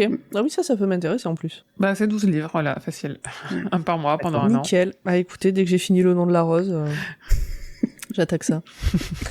T'as fini l'intro, enfin le prologue. Ça y est, c'est... Du Nom de la Rose Oui. J'ai fait plus de la moitié là. Ça s'écoute très bien. Alors, c'est hors sujet, mais Le Nom de la Rose en audio, c'est vraiment très bien. C'est parfait pour... Moi, quand je l'ai lu, je l'ai trouvé long. Je pense que je détesterais le lire, mais l'écouter, ça se prête vraiment très bien au format Ouais. audio. Oui. Ouais, je Mais vois ce que tu veux. Je pense que je vois ce que Tu veux partages dire. des captures d'écran, du coup tu l'écoutes puis tu vas rechercher les captures derrière? Ouais, je l'ai aussi en démat. Mhm. Et quand j'ai un truc qui me tilte, je vais voir le démat. Ou pour savoir à combien de pourcentage j'en suis pour Goodread. Ah oui. D'accord. Ah oui, oui. C'est le piège, Voilà. c'est à Goodreads. Des fois, je me dis, oh là là, j'ai pas assez lu, je voudrais mettre quand même plus de 1% par jour, je vais lire un peu plus. C'est le piège. Il y a le chat qui a des recommandations. Ouais, j'ai vu passer Oui. Terminus, notamment, dans les Alors, Barenzia, propose donc Shannon Moss, l'héroïne de Terminus de Tom Sweeterlich. Mhm. Mara des Akoma dans la trilogie de l'Empire de Raymond Feist et Janie Wurst. Ouais. Je pense que j'écorche tous les noms. Les héroïnes de Connie Willis dans le grand livre Blackout et All Clear. Et en young adulte, Passe-miroir. la Passe-Miroir de Christelle Davos, la saga Grisha de Lith Bardugo. Et Bon, si je donc, peux compléter, à chaque fois que un thème tombe, il y a 12 000 recommandations dans le Discord C'est de bu. Podcut. Moi, je te fais une Voilà reco, pour mais en ça. 10 tomes, tu vois, c'est plus économique. Comme ça, si vous aimez le thème, il y a plein de titres qui ont été cités. Il faut Ouais. juste remonter un peu sur les discussions et vous trouvez ça. Oui, rejoignez-nous sur le Discord de Podcut pour parler de tout ça.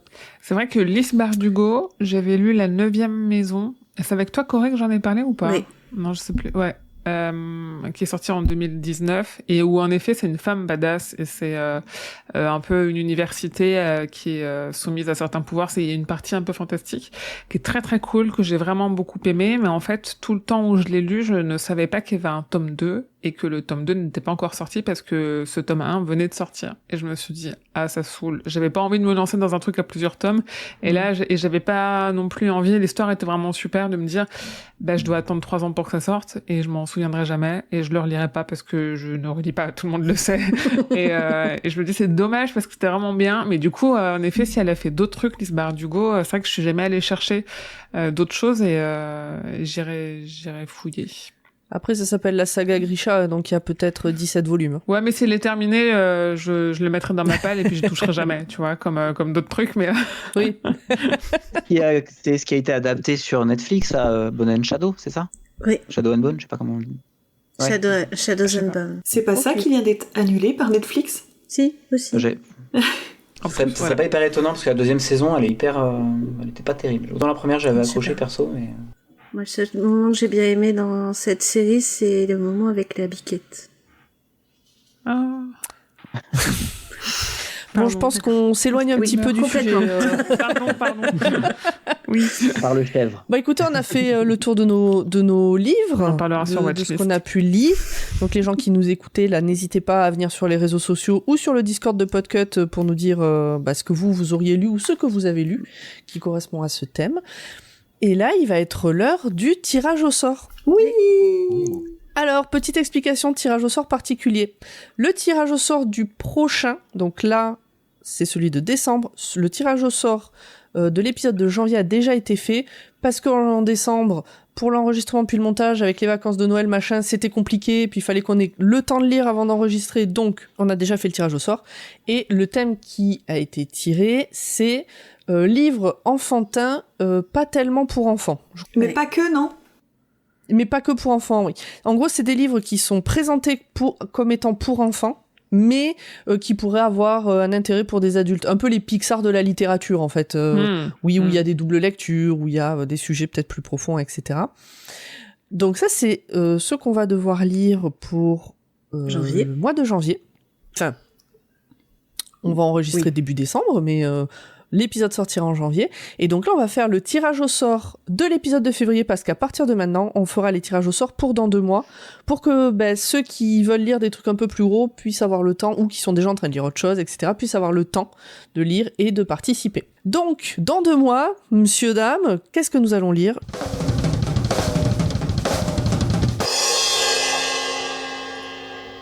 Un conte. Ok. Et c'est proposé par Sarah. Et bon, il n'y a pas besoin de développer plus que ça. Un conte, tout le monde sait ce que c'est. Cool, ok. Je sais pas s'il y a une définition du conte. C'est au-dessus ou en bas du duc? Ok, alors je le laisse. Le temps que ça monte. Alors, d'après Wikipédia, le mot conte désigne à la fois un récit de faits ou d'aventures imaginaires et le genre littéraire, avant tout oral, qui relate lesdits récits. L'avantage là, c'est que ça permet les lectures très courtes pour ceux qui auront moins de temps, parce que Exactement. Andersen, il a fait beaucoup de contes. J'ai lu, on digresse, c'est un enfer. Moi, j'ai lu le premier tome des Contes merveilleux d'Andersen cet été, et t'en lis un, t'as besoin d'en parler pendant 6 mois, quoi. C'est vraiment... Donc l'avantage, c'est que ça permet aussi des lectures courtes, mais avec un podcast qui fera quand même 4 heures. C'est pas grave. On va parler des vraies versions des histoires de Disney. Ouais. Ah ouais, lis La Reine des Neiges ou La Petite Sirène. La Petite Sirène, La Petite Sirène, c'est pas mal. C'est bizarre, hein. Ouais. C'est dur, hein. Ah, c'est pour ça que Grand Poil savait que la Reine des Neiges est une connasse. Oui. C'est parce que c'est toi qui as lu le bouquin, en fait. On en parle dans le prochain Dr. Watt, vous allez l'écouter et puis vous saurez. Donc voilà, des contes, c'est pas forcément des contes de fées, ça peut être des contes modernes, mais il faut que ça rentre dans la catégorie contes. Et si vous avez un doute, contactez-nous et on vous dira si Sarah vous dira si elle valide ou pas votre lecture. C'est bien la thématique pour enfants qui tombe en janvier et puis les contes juste après. Ça reste très la magie de Noël. C'est vrai, on va rester un peu dans ce thème-là. Ouais, mais c'est intéressant, tu vois, les contes modernes, voir en effet ce qu'il y a derrière. Il peut y avoir des jolies découvertes, même de genres littéraires, tu vois, auxquels on s'intéresse pas trop. Tout à fait. Les contes un peu locaux aussi, ça peut être sympa. Ouais. On tombe dans les mythes et légendes, mais... Ah oui, ouais, complètement, ouais. Ah ouais, un truc sur les korrigans. Je sais pas si on fait des différences fortes entre genre contes, légendes, mythes... On jugera le jour J et on exclura ceux qu'on dira que c'est pas dans le thème. Non, Alors, la page Wikipédia dit que le conte est un objet littéraire difficile à définir. Étant donné son caractère hybride et polymorphe, le genre littéraire comme les histoires elles-mêmes font l'objet d'études convoquant des savoirs connexes à la lumière des sciences humaines telles que l'histoire littéraire, la sémiologie, la sociologie, l'anthropologie ou la psychanalyse. Fantastique, très bien. Et ben on va se débrouiller avec ça. Voilà. Donc, Bien avancé. prochain épisode, les livres pour enfants, pas tellement pour enfants. Enfin, pas que pour enfants. Et ça sera en janvier. Et en février, nous ferons donc les contes. Super. On se laisse ici ? Oui. Choix-Pitre est un podcast du label Podcut. Venez sur le Discord de Podcut et on vous racontera tout le reste. Et vous pouvez nous suivre sur Blue Sky et sur Instagram. Super. Merci beaucoup. Merci. Allez, des bisous tout le monde. Salut. À la prochaine. À la prochaine. À la prochaine.